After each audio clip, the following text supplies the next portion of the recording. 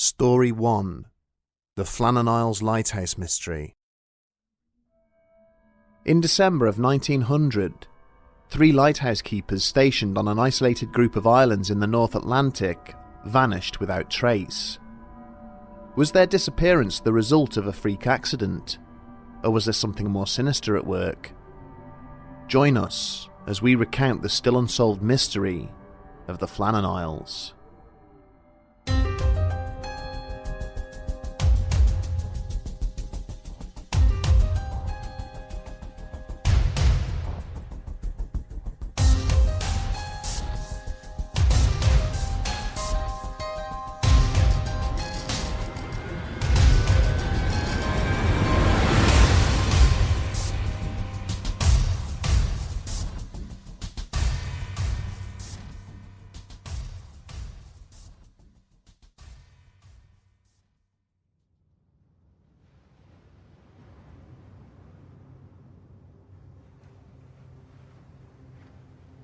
There was a sharp intake of breath from the ship's crew as the looming spectre of Eilean Mor emerged from the mist.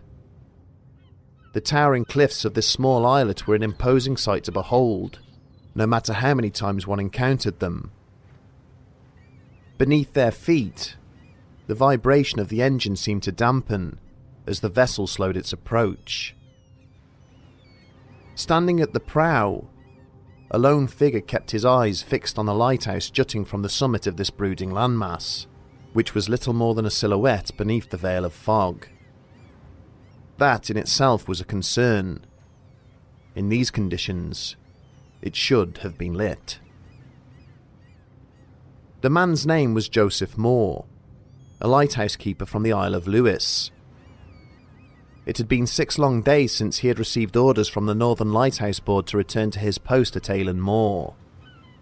He had hurriedly made his way to the harbour at Brestcleet, where the Hesperus had been waiting to take him to the nearby Flannan Isles, but poor weather conditions had prevented them from sailing until this morning. For him, the journey had been an anxious one. He had spent the majority of the trip in deep thought, pacing fore and aft across the ship's deck. Any attempts to engage him in conversation had been met with little more than grunts or nods, and he had refused breakfast, taking only a few mugs of coffee for sustenance. The reports had clearly troubled him. As soon as he had heard about the lighthouse having been dark since the 15th of December, he'd had an unshakable feeling in the pit of his stomach that something had gone terribly wrong. It was not a possibility he was quite ready to accept.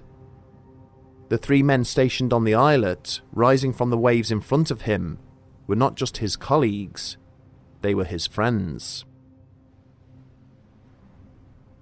As the ship approached the east side of the island, an ominous atmosphere descended over the scene. The Flannan Isles had a haunting loneliness to them at the best of times, somewhat punctuated by the fierceness of the seas around them. But on this morning, as the Hesperus came about, there was something else in the air. Something not quite right. Captain Harvey had noticed immediately that the ensign was not flying on the flagstaff, and when Joseph Moore had also made the point that none of the provision boxes had been put out to be restocked, and that there was no welcoming party from either of the 3 men he had been sent to relieve, the eeriness was suddenly amplified beyond words. 3 long blasts on the ship's foghorn split the air as Harvey attempted to notify the lighthouse keepers of their arrival. When this failed to elicit a response, he ordered that the crew set off a signal rocket from the deck below, but still there was no reply from the 3 men. Save for the crashing of waves against the cliff faces and the cawing of seagulls overhead, an oppressive silence hung over the island in front of them, which sat heavy in the heart of Joseph Moore. A short time later, a crewman by the name of McCormick approached him. He explained that the captain had ordered the 2 of them to take the ship's launch across to the East Landing and to report their findings. As the relief keeper made his way towards the waiting boat, he couldn't have known it at the time, but he was about to step into one of the world's most haunting and enduring mysteries. Every day across the globe, people go missing in their thousands. Thankfully, most turn up alive and well. For others not so fortunate, their remains are often found weeks, months, or even years later, having perished through misadventure or foul play. But every so often there are cases in which the missing individuals are never to be seen or heard from again. They simply disappear into the vastness of the world we inhabit. Vanishings like this occur in both urban and rural settings, but in either case, there are often more obvious explanations. After all, there are plenty of sinister people with sinister motives, just waiting to take advantage of any given opportunity. But what about more isolated incidents, such as one where a group of individuals stationed on a remote, uninhabited, and almost inaccessible island, miles away from the evils of the world, simply vanish without trace? On the evening of the 7th of December 1900, almost 3 weeks before the Hesperus arrived at the Flannans, Superintendent Robert Muirhead stepped off the east landing of Eilean Mor and climbed into his waiting launch. Having shook hands and bid farewell to his colleagues, he now headed out to a larger steam vessel anchored offshore, which would take him back to the mainland. As his small boat made its way over the choppy waters, he looked back at 2 of the 3 men he had left behind. They were 43-year-old James Ducat and 28-year-old Thomas Marshall, and they were stood on the east landing waving to him. The third man, 40-year-old Donald MacArthur, was atop the cliffs towering above them, manning the lighthouse as procedure dictated. It was strictly forbidden to leave the light unattended at any time, and so he could not join his colleagues in waving off their supervisor. As Muirhead raised his hand to wave back, not once did the thought cross his mind that he would be the last person to ever see any of these men again, for when the relief vessel arrived 19 days later, they were nowhere to be found. The Flannan Isles, a group of 7 small islets situated some 20 miles west of the Outer Hebrides in western Scotland, were to be the setting of this strange disappearance. The islands themselves were named after the 7th century Irish priest, St. Flannan, and for as long as anyone could remember, they had remained uninhabited. The settlers on the neighbouring Isle of Lewis and the rest of the Hebrides always viewed this bleak and deserted group of craggy rocks with great superstition. Many fishing boats and merchant vessels had foundered there over the years, and although the Hebrideans often ferried sheep to graze on the Flannans' lush turf, they believed it very unlucky to spend a night there. During the 1890s, the Northern Lighthouse Board decided to construct a lighthouse on Eilean Mor, the largest of these 7 islets. It took 4 years, and building work was constantly hampered by the tempestuousness of the wild Atlantic Ocean, which made it very difficult to land supplies. Nevertheless, the lighthouse was completed and went into operation on the 7th of December 1899. It had no wireless communication, and the only way of contacting the mainland was through the use of visual signals, which could be seen by the Hebrides on a clear day. The lighthouse itself would have been operated by up to 3 men at a time, with a 4th keeper on shore, rotating in as relief. The mystery began on the night of the 15th of December 1900, when a sudden squall broke out in the vicinity of the islands. The first signs of anything amiss came when the captain of an American steamer, the SS Archtor, making its way from Philadelphia to the port of Leith in Edinburgh, passed close to Eilean Mor just before midnight and noticed that the lighthouse was eerily dark. This was something almost unheard of for an operational rock station like the one on the Flannans, and was reported when the ship reached its destination 3 days later. Even so, although a dark lighthouse was considerable cause for alarm, no immediate action could be taken due to the harsh weather. The Hesperus was due to set sail on the 20th of December, carrying fresh supplies and the relief keeper, Joseph Moore. But because of the unfavourable conditions, it was unable to set out until dawn on Boxing Day, the 26th. As Moore and McCormick reached the east landing, Moore instructed his colleague to wait below, whilst he made his way up the steps leading to the plateau where the lighthouse stood. Moore called out to the three men as he negotiated the steep incline, but there was no reply. Upon reaching the lighthouse, he found the entrance gate to the compound and main door both closed. Inside, nothing appeared to be out of the ordinary. The lamps were cleaned and refilled. The beds were unmade as if the men had just awoken. The washing up was done, and there were cold ashes in the grate. After his initial observations, he spotted an overturned chair in the kitchen, and then noticed that all the clocks had stopped, which only added to his concerns. Returning to the Hesperus, Moore relayed his findings to the captain, then made his way back up to the lighthouse with more men in the hopes of conducting a wider search. At the east landing, everything had been intact, but the west landing provided considerable evidence of damage caused by recent storms. A box at 110 feet above sea level had been smashed and its contents strewn about. Iron railings were bent over. The iron railway by the path was wrenched out of its concrete housing, and a rock weighing more than a ton had been displaced above that. On top of the cliff, at more than 200 feet above sea level, turf had been ripped away as far as 10 meters from the cliff edge. Further investigation revealed that the keepers had kept their log until 9 AM on the 15th of December, and their entries made it clear that the damage had occurred before their disappearance. The only other considerable piece of evidence was that 2 sets of oilskins were missing. Only 1 set of the outdoor gear remained by the entrance, suggesting that one of the men must have ventured outside without wearing his protective clothing.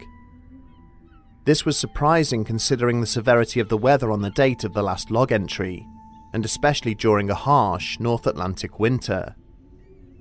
Of the keepers themselves, there was no sign, either inside the lighthouse or anywhere else on the island. They had simply vanished.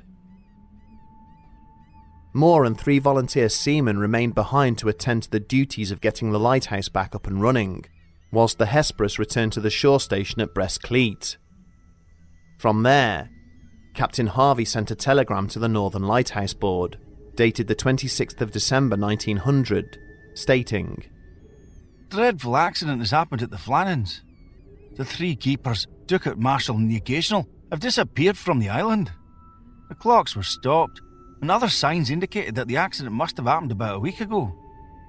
Poor fellows, they must have been blown over the cliffs, or drowned trying to secure a crane, or something like that." Whatever the cause of the keeper's mysterious disappearance was, several embellishments have been added over the years, such as the classic half-eaten meal, which was supposedly found on the keeper's kitchen table. This is common in so many vanishing tales, but in this case is a complete fabrication. Even the overturned chair has been called into question, with no mention of this in the original accounts. The clocks being stopped is another aspect for many looking for something out of the ordinary, but there is nothing even remotely strange about this fact. All clocks of that era had to be wound in order to continue ticking away. With no one around to do this, they inevitably cease to function. Another point of contention are the log entries, which are listed as follows. December 12.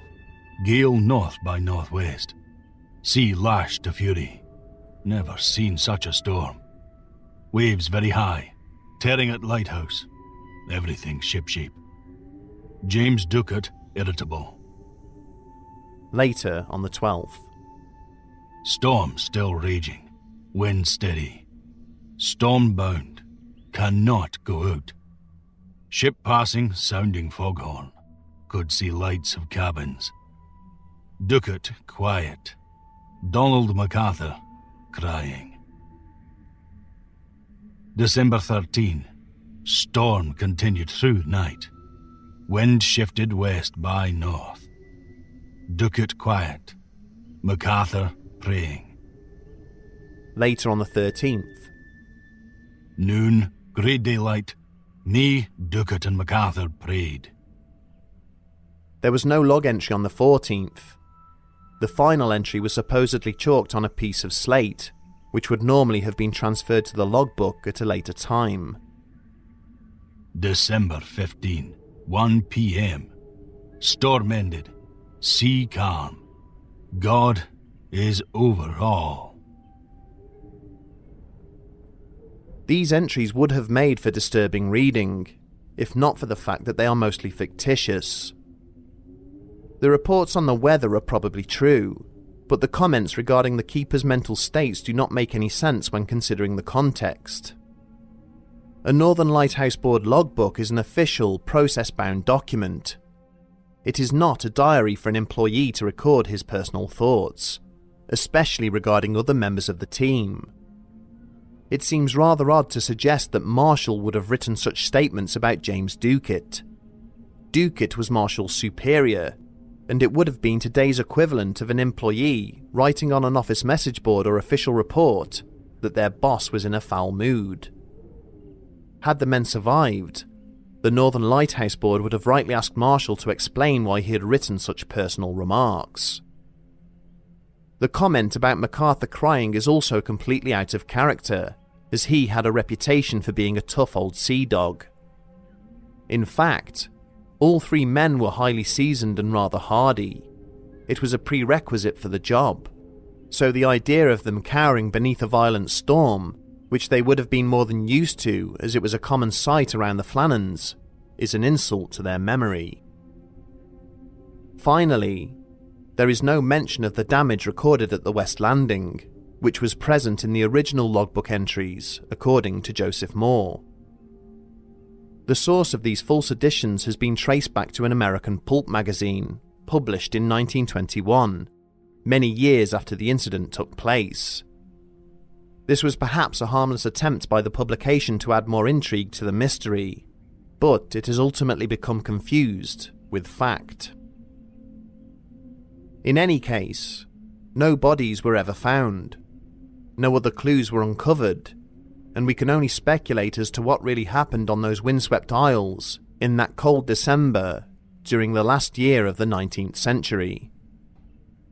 Theories have ranged from the mundane to the extreme, with the most fantastical mentioning sea monsters, boats filled with phantoms, kidnapping by foreign spies, and even alien abduction.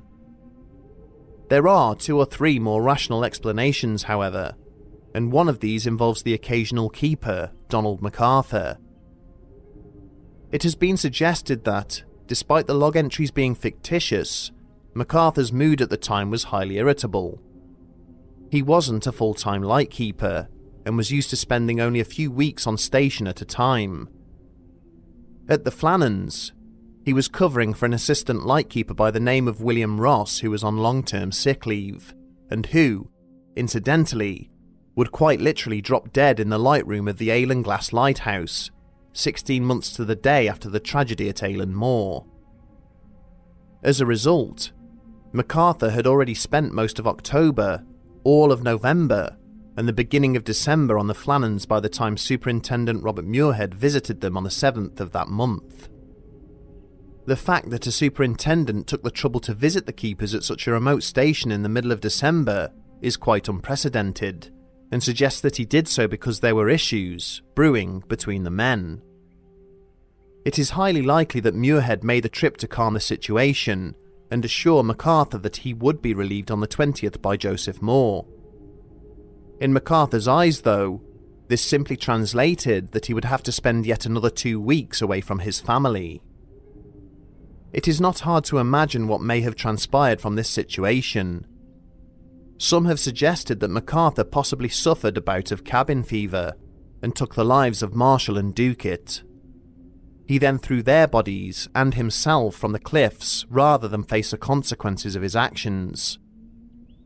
There was little, if any, evidence of any kind of struggle inside the lighthouse, so if this line of thinking is to be taken seriously, it would require that MacArthur lured the other two men to their deaths whilst outside.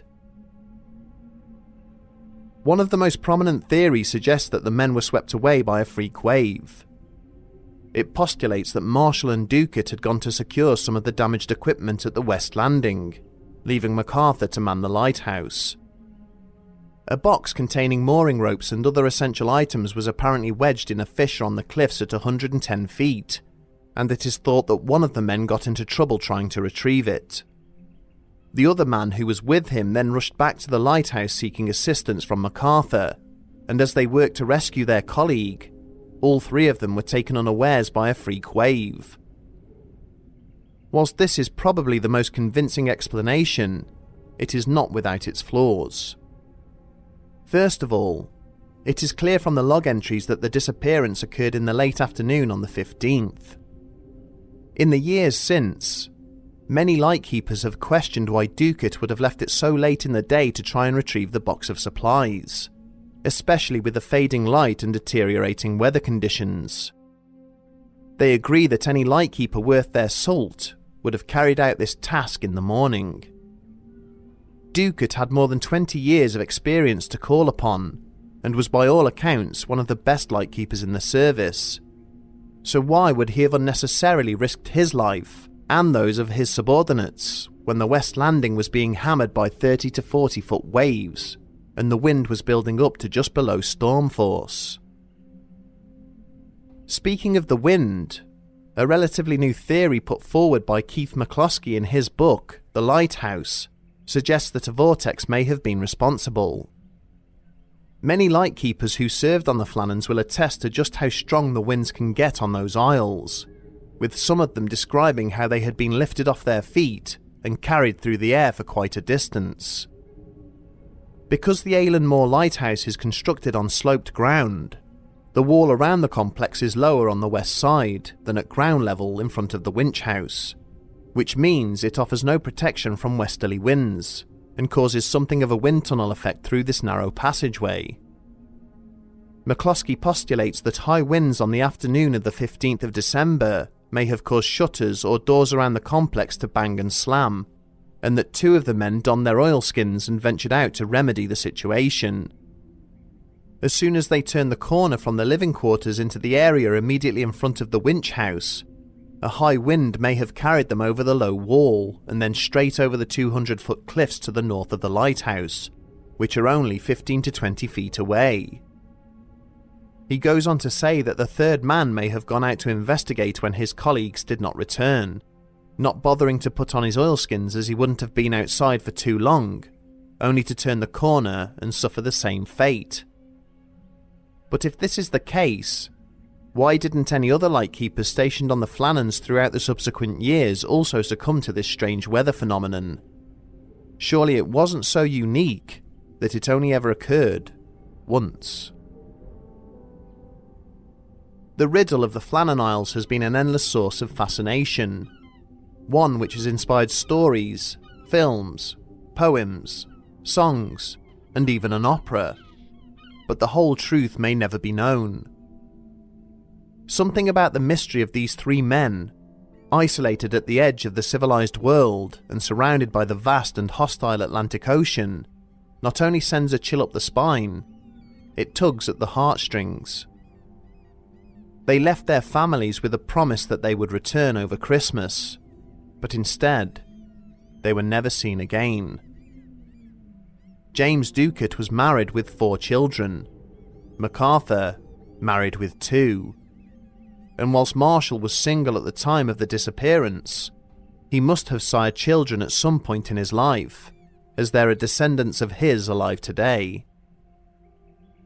There would be no closure for their loved ones, only heartbreak and confusion.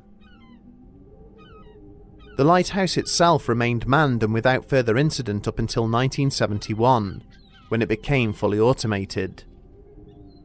It is still in operation to this day, and the Isles are now only visited occasionally for maintenance purposes. Over the years, the islands never could quite live up to their cursed reputation, as nothing out of the ordinary ever took place there again. But the mystery of Eilean Moor lives on, perhaps forevermore.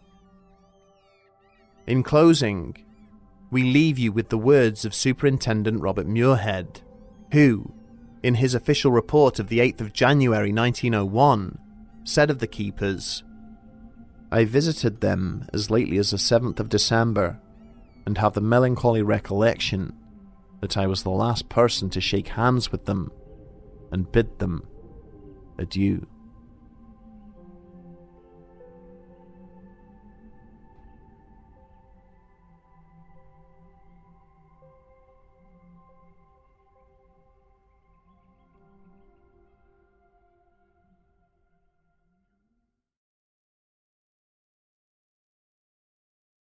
Story 2.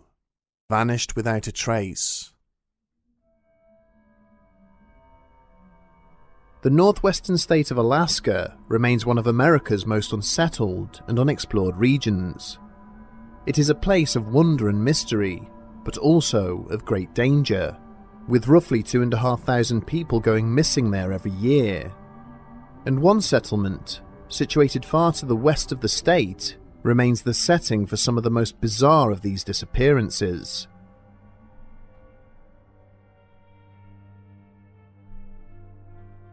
Timothy Smith had been in the process of making his first cup of coffee of the day when the mobile phone in his pocket had begun to vibrate.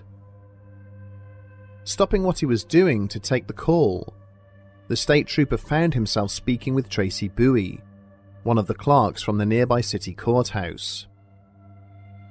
Initially apologising for having called so early, knowing the officer would still be preparing for his shift, Bowie went on to ask Smith if he was aware of any missing persons reports having been filed over the weekend. Moving over to his computer terminal and checking the logs, he informed her that there wasn't any, his reply in turn leading to a protracted and awkward moment of silence. The clerk had gone on to relate that her colleague, Joseph Balderas, had not turned up for work that morning. The last she had heard, he had been going out hunting for the weekend and was now failing to answer his phone. Promising to look into the matter, Smith retrieved his coffee and went on to ask his colleagues if anyone had seen the missing clerk during their travels over the weekend. A popular and easygoing guy, well known around the town of Nome, it wasn't surprising when two local officers did recall having recently seen Balderas' car parked out near mile 44 on the Nome Council Highway. After clearing things with his superior and phoning Bowie with a quick update, Smith then grabbed hold of the keys to his cruiser and made his way out of town towards the location. Sure enough, as the marker post for mile 44 came into view, Smith could see a dark blue Dakota truck parked up on a nearby verge. Having checked the parked vehicle was secured and unattended, Smith had proceeded to remove the loudhailer from inside the cruiser and then call out for the missing man several times. All he received was silence, which seemed to grow more ominous with each passing second. Checking the Dakota once more, he saw no signs of damage and no obvious tracks leading away into the bushes alongside it. The state trooper considered the parked truck for a moment and began to feel a familiar tingling sensation as the hairs on the back of his neck bristled with unease. Shortly afterwards, at his insistence, additional units were soon on their way, in possession of thermal cameras and search dogs. But when the hounds had been walked up to the vehicle in order to catch its owner's scent, they had proceeded to track only a little further down the road before coming to an abrupt halt. Despite several more attempts and the repeated urging of their handlers, the pair of tracker dogs instead remained sitting stubbornly on the spot where they had come to rest, in the middle of the highway, several yards from the abandoned vehicle, with no forward progress in any direction. It was as if the missing man had simply ceased to exist on that very spot. At the time of writing, It has been 6 years since Joseph Balderas set out alone to hunt game in the countryside around his hometown and never returned. The search for him would last 5 months, involving workers from numerous law enforcement agencies and emergency services, and costing tens of thousands of dollars. But no clue as to the fate of the missing hunter was ever uncovered, and 12 months later, he was declared legally dead by a local court. The Balderas case remains one of the most mystifying and frustrating missing persons cases in the history of the city of Nome. The 36-year-old was a fit and healthy outdoorsman who held a position of responsibility within the local community and was part of a large circle of family and friends. Balderas had no known medical or mental health issues at the time of his disappearance, and was in the process of making plans to marry his fiancée and move across state to settle down in Juneau. Investigators have never been able to come up with a viable hypothesis as to why Balderas would disappear of his own volition, and they have met with little success in evolving a working proposal as to how he may have vanished in circumstances beyond his control. There was little evidence at the scene that he had ever left the immediate vicinity of his vehicle, with no tracks or damage found amongst the foliage nearby. The idea of an animal attack would be ruled out due to a lack of blood or torn clothing, and there was nothing to suggest that an accident or criminal act may have taken place. But perhaps the most concerning element in the disappearance of Joseph Balderas is that it's only one of many similar incidents, all within the same seemingly unassuming city. Nome was first settled at the beginning of the 20th century, when it was established that there were significant gold deposits lying hidden in the ground nearby. Countless adventurers and prospectors swarmed to the remote region in search of fortune, and as they did so, various businesses and services associated with their enterprises were also established. Over time, as the gold rush slowly waned, so too did investments in the city. But due to its isolated and remote location, it has remained an important transport and trade hub. It boasts 2 airports, along with a busy dock area, and it is via these facilities that most visitors enter or leave the city, as the roads leading into the countryside do not extend to any larger highways or settlements of significance. There have always been rumours of unexplained disappearances in and around Nome, mostly relating to members of the native population. But it was not until the late 1990s that the scale of these disappearances became clear, with up to 30 members of the town's population having vanished under mysterious circumstances. Every town or city inevitably has its own array of missing persons, and whilst 30 cases over 50 years may not sound of particular concern, the fact that Nome has a population of less than 4,000 pushes this number well above the national average. The families of those who had gone missing had campaigned for many years for external assistance with the investigations, stating that they did not feel the local police were doing enough to solve the disappearances. But it was not until the summer of 2005 that they were finally successful in this endeavour, when the mother of Erica Pataki petitioned the state attorney in relation to her missing son. 21-year-old Eric hailed from an Inupiat settlement on nearby St. Lawrence Island and had been visiting Nome at the time of his disappearance. His family had repeatedly warned him not to travel to the city due to the many disappearances amongst their community which had occurred there, but he was adamant that no harm would come to him. When Eric's pregnant girlfriend informed the family that he had never arrived, a broad land and sea search was initiated for the missing man, which uncovered no clues as to his whereabouts. Upon reviewing the case, and those of the other missing persons associated with the city, the authorities duly handed ownership to the FBI, who went on to conduct a full review. Their report, in which they were asked to consider the presence of a killer or group of killers operating in the local community, found no apparent evidence of foul play. It instead noted the harsh weather conditions and flat open topography of the land surrounding the town. Alcohol was said to be a factor in most of the identified cases. The profilers found that many of the victims were male, had frequented local bars, or had been drinking to excess at the time they vanished, and had likely died of exposure having meandered out of the city and into the surrounding area. And yet this does not explain how the remains of the missing have never been found, given the lack of undulating terrain or thick undergrowth situated anywhere near the city limits. There is also little explanation as to how or why anyone would wander away from the relative safety of the community in such a vulnerable state. In any case, the disappearances in Nome have continued, with the most recent having occurred during the summer of 2020.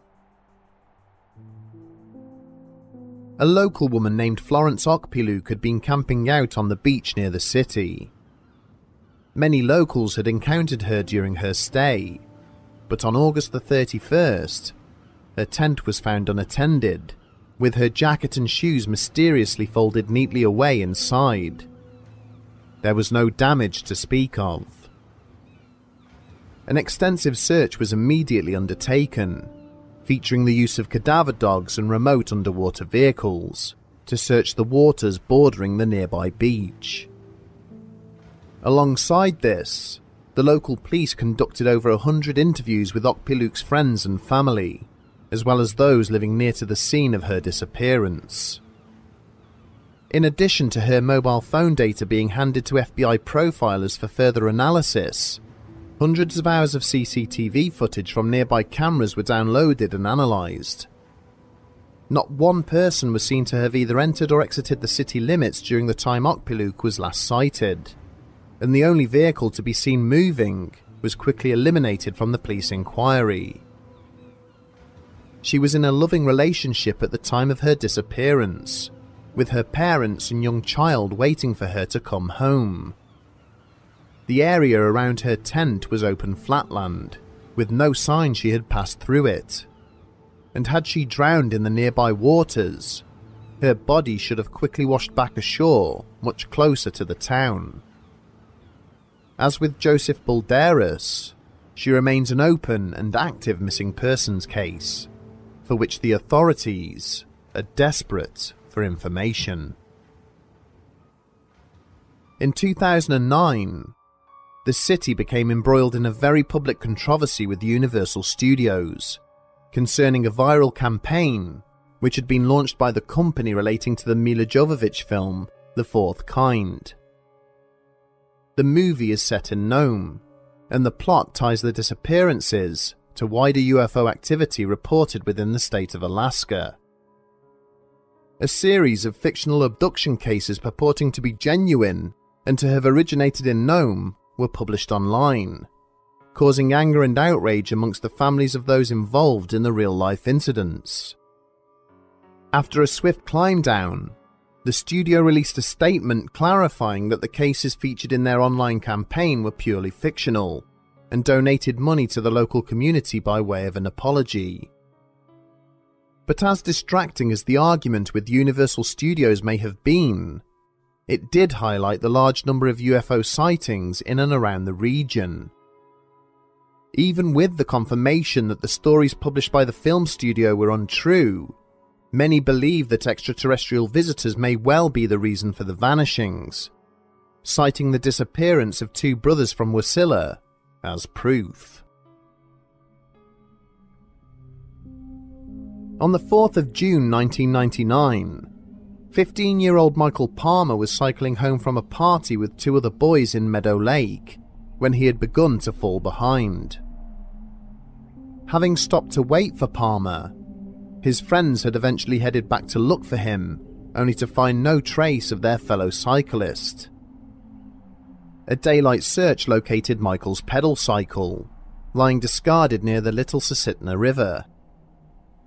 More concerning still, His trainers were then discovered lying in open ground, close to a nearby airstrip. 11 years later, in April of 2010, 30-year-old Chuck Palmer was part of a group riding their snowmobiles up to a cabin near the town of Talkeetna. Just as his younger brother had done before him, Chuck fell behind and became separated from the rest of his group, who then turned back to search for him, but were unsuccessful. Once the authorities had been alerted, an aerial search was carried out, and Chuck's snowmobile was found unattended in an open patch of snow. There was no trace of the vehicle's missing rider, but more worrying still, the particulate lying on the ground was completely pristine and undisturbed. There was nothing to suggest why the vehicle had come to rest where it was, or to indicate that Palmer had alighted and walked off in any direction away from it. It was as if the missing man had simply been plucked from his seat atop the snowmobile, which had then come to a rest of its own accord. In addition to allegations of alien abduction, there have been numerous other paranormal explanations put forward by commentators in relation to the known disappearances. Some have suggested that the region is a place prone to time and dimensional slips, similar to other areas such as the Bennington, Bridgewater, and Bermuda Triangles. These theoretical weaknesses in space and time are thought to have been responsible for the disappearance of a number of ships and aircraft which have historically vanished in the state. It has also been suggested that reclusive cryptids such as direwolves or Sasquatches may dwell in the isolated and unsettled regions surrounding the city, and it is these secretive predators which are responsible for the disappearances. However, it is perhaps more likely that the reason for a significant number of these incidents is far less supernatural, but equally as horrifying. In 1999, a local man by the name of Lancelot Immergen went missing whilst making a journey home from Savunga to Nome. In the aftermath of his vanishing, his sister came forward to claim that in the years prior, he had been brutally beaten by police officers on numerous occasions. Her allegations, and many others against the local police, were largely ignored, until a tragic and horrifying series of events, which would take place in August of 2013. Investigators probing the murder of a 19-year-old student followed a trail of evidence which led to one of their own coming under suspicion, Officer Matthew Owens. When an attack, which Owens had tried to pass off as an ambush on him, was proven to be faked, he was arrested and later charged with the murder of the young woman. It would later transpire that Owens had used his position to abuse and intimidate numerous local women, leading to further accusations and allegations against other members of the police force. Whilst to the wider world the disappearances in Nome have become something of a cultural phenomenon, to the families of those involved, they remain painfully unsolved. With no obvious motive for their loved ones to have come to harm, and the topography of the area meaning that evidence of any apparent crime should be easy to locate, these disappearances remain both tragic and perplexing. It seems that even the advent of modern technology, such as CCTV cameras and mobile phones, has not been able to determine just who or what is stalking this city. Whether it is a serial killer yet to be apprehended, drunken misadventure, or something otherworldly, we can only hope that the truth will soon become known, and that the families of those who have been taken may find the answers they so desperately need.